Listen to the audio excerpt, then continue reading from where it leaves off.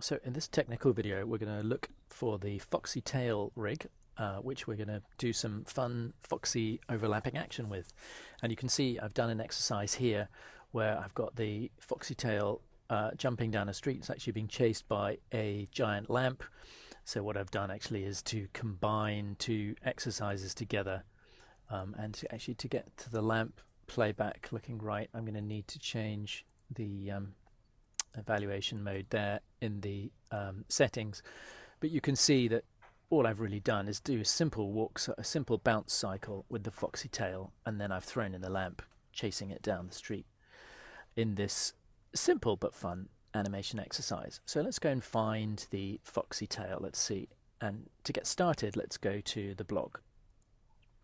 So if we have a look at the blog post of today's date, 5th of July, you can see here's a nice bit of animation done by one of my students, Joris van Laar, very, very talented animator, who's done this really, really cute piece of creature animation with this rig. So you can see how much fun you can have with this rig and the kind of stuff you can do with it.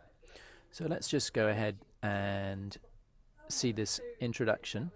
And the rig we're looking for is called the Ultimate Tails Rig, and you can find it at highend3d.com, and you can download it for free. And it's part of a whole series of rigs created by the very talented Ugur Yetiskin.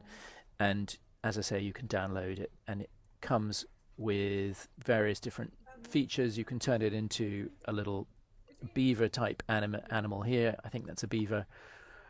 Or you can turn it into a fox, and I've chosen the fox because I think it's the most fun. So let's just have a quick look at the rig. If I go to the animation setup here, and let's just turn off all the stuff that we don't need. So I'm just going to turn off some of these elements.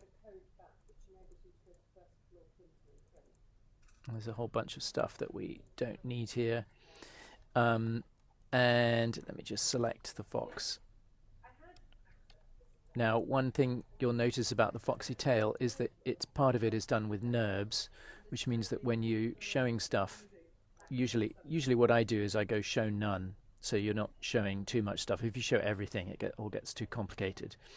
Under lighting, we need two-sided lighting, and then under show, I'm going to go show none, and then I'm going to turn on polygons, NURBS curves, and also NURBS surfaces, and that will make the tail show up. So here's your basic move control. This is the controller that allows, if I press F, we'll see that allows us to move the fox around. You've got your squash and stretch control here. If I press W, we can squash and stretch it. And then you can select these rotations here. If I press E for rotate, you can rotate the tail up and down. So it's a very, very simple rig. It's essentially just a bouncing ball with a tail, but it's a really nice introduction to creature animation because we can throw it around, we can move it about, we can give it some character and personality, we can have it do some fun stuff and do some nice animation with it. So it's a really great way of getting started with animal and creature animation.